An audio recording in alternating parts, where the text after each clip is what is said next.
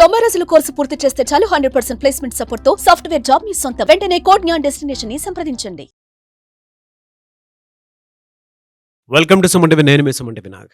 జనరల్‌గా ఉమ్మడి ఆస్తి వాటా ఉన్నప్పుడు కొంతమంది తెలియకుండానే ఒకరి పేరు మీదే రిజిస్ట్రేషన్ చేయించుకుంటూ ఉంటారు. కొంతమంది కావాలని చేసేటువంటి వాళ్ళు ఉంటారు. కొంతమంది వీళ్ళకెందుకు ఇవ్వాలి అనేటువంటి ఉద్దేశంతోటి ఒకరి పేరు మీద రిజిస్ట్రేషన్ చేయించేసి ఉంటారు. అలాంటి పరిస్థితిలో ఉన్నప్పుడు ఏం చేయాలి అనేది ఈరోజు మనతో పాటు హైకోర్టు అడ్వకేట్ అలగరి రవీంద్రనాథ్ గారు ఉన్నారు. అది వారి మాటలో తెలుసుకుందాం. Hello sir. హాయ్ అండి నాగరాజ్ గారు. ఉమ్మడి ఆస్తి వాటా ఉన్నప్పుడు ఒకరిపైనే రిజిస్ట్రేషన్ చేయించుకుంటూ ఉంటారు. అది ఎంతవరకు కరెక్ట్ అండ్ దాంతోపాటు దానికి ఉండేటువంటి రైట్స్ ఎలా ఉంటాయి?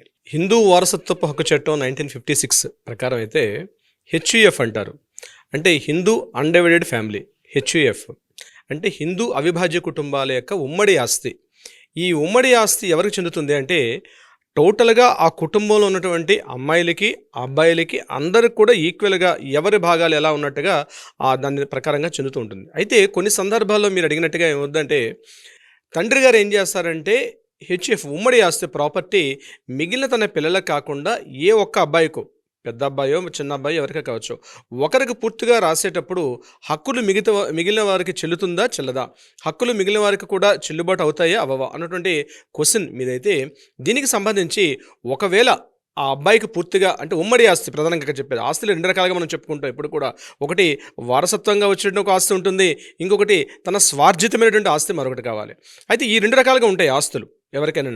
అయితే ఇక్కడ మీరు చెప్పినట్టు ఉమ్మడి ఆస్తి ఈ రకంగా తన ఒక్క పెద్ద కుమారుడికో రెండో కుమారుడికో పూర్తిగా ఇచ్చే సందర్భంలో మిగిలిన కుమారులకి కూతుర్లకి ఇది చెందుతుందా చెందదా అన్నటువంటి ప్రశ్న ఉదయించేటప్పుడు తప్పనిసరిగా ఒకవేళ తండ్రి ఏదైనా సందర్భాన్ని పరిస్థితులకు అనుగుణంగా ఒక అబ్బాయికి రాసినప్పటికీ కూడా మిగిలిన పిల్లలు కూడా దాన్ని కోర్టులో పిటిషన్ వేసి ఆ ప్రాపర్టీ ఇది ఉమ్మడి ఆస్తా కాదని ప్రూఫ్ చేయాల్సి వస్తుంది. ముందుగా ఇది ఉమ్మడి ఆస్తిని ప్రూఫ్ చేసేటప్పుడు ఆ ప్రాపర్టీ మిగిలిన కూతుర్లకి కొడుకులకు కూడా సమాన భాగాలుగా చెందే అవకాశం ఉంటుంది. ఇక్కడ మరొక క్వశ్చన్ కూడా వస్తుంది.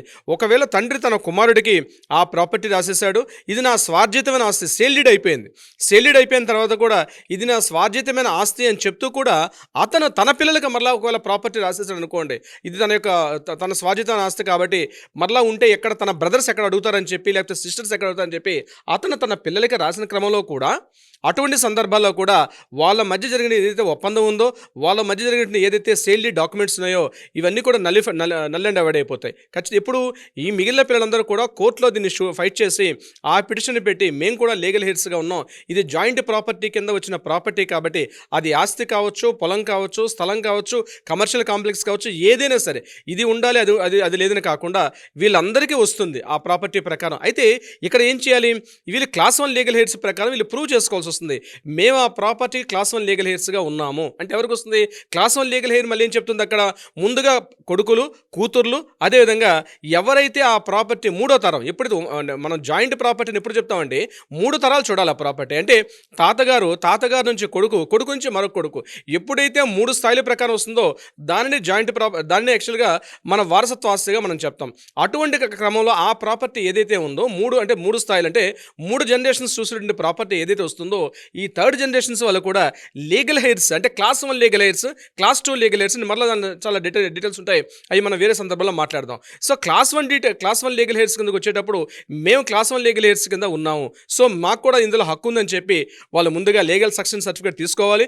ఆ సర్టిఫికేట్ తీసుకొని మేము కూడా వారసత్వంగా ఆ ప్రాపర్టీ మాకు చెల్లుబాటు అవుతుంది, ఇది ఉమ్మడి ఆస్తిని ప్రూవ్ చేయాల్సిన అవసరం కూడా ఎవరైతే పిటిషన్ వేశారో ఆ పిటిషన్దారుల మీదుగా ఉంటుంది. వీళ్ళు ప్రూవ్ చేసుకున్న తర్వాత ఒకవేళ సేల్ డీడ్ జరిగినప్పటికి కూడా కోర్టు ఆ సేల్ డీడ్ని నల్ అండ్ అవాయిడ్ చేస్తుంది, పూర్తిగా నలిఫై అయిపోతుంది. కాబట్టి ఆ డాక్యుమెంట్ అయితే చెల్లే క్రమం అయితే ఉండదు. ఇది ఇంపార్టెంట్ క్వశ్చన్, జాయింట్ ప్రాపర్టీలో ఉంటుంది. అలా కాకుండా ఒకవేళ ఆ తండ్రి తన స్వార్జితమైన ప్రాపర్టీ తను సంపాదించుకున్న ప్రాపర్టీ అయితే ఏ ఒక్కరికి రాసినా మిగిలిన వాళ్ళు అడిగే హక్కు అయితే ఖచ్చితంగా లేదు.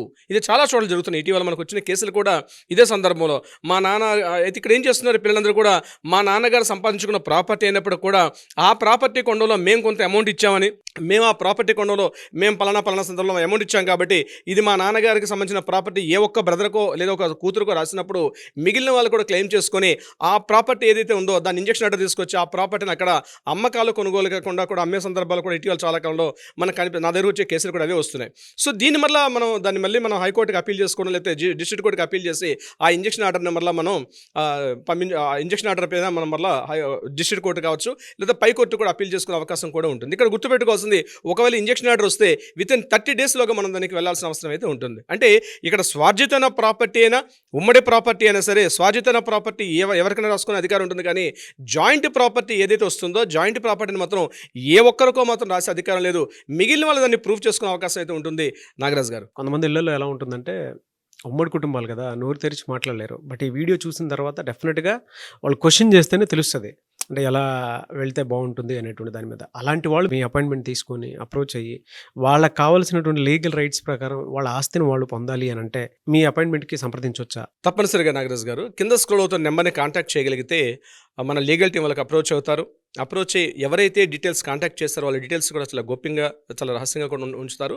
మీ డీటెయిల్స్ తోటి మీ దగ్గర ఉన్న డాక్యుమెంట్స్ తోటి ఈ లీగల్ టీం అప్రోచ్ అయితే డెఫినెట్గా కావాల్సిన సలహా సంప్రదింపులతో పాటు న్యాయ సలహా న్యాయం దిశగా కూడా పరిష్కారం అయ్యే విధంగా కూడా పరిష్కారం చూపుతారు. Nagaraj garu, anyways thank you అండి. Thank you so much Alagiri Ravindranath garu. Thank you so much Nagaraj garu. చూసారు కదండి వీడియో. ఈ వీడియోపై మీ అభిప్రాయాన్ని కమెంట్ బాక్స్లో పోస్ట్ చేయండి. ముఖ్యంగా మీరు కనుక అలగిరి రవీంద్రనాథ్ గారి అపాయింట్మెంట్ కోసం సంప్రదించాలనుకుంటే స్క్రీన్ మీద మీకు కాంటాక్ట్ నెంబర్ కనిపిస్తుంది, దాన్ని మీరు కాల్ ఆర్ మెసేజ్ వాట్సాప్ చేసి వెంటనే అపాయింట్మెంట్ బుక్ చేసుకోండి. ఈ వీడియో లైక్ చేయండి, షేర్ మాత్రం తప్పకుండా చేయండి. ఇలాంటి మరిన్ని వీడియోస్ కోసం మా ఛానల్ ఫాలో అవ్వండి. Thank you. సుమన్ టీవీలో మీ పర్సనల్ అండ్ బిజినెస్ ప్రమోషన్స్ కోసం కింది నెంబర్కి కాంటాక్ట్ చేయండి.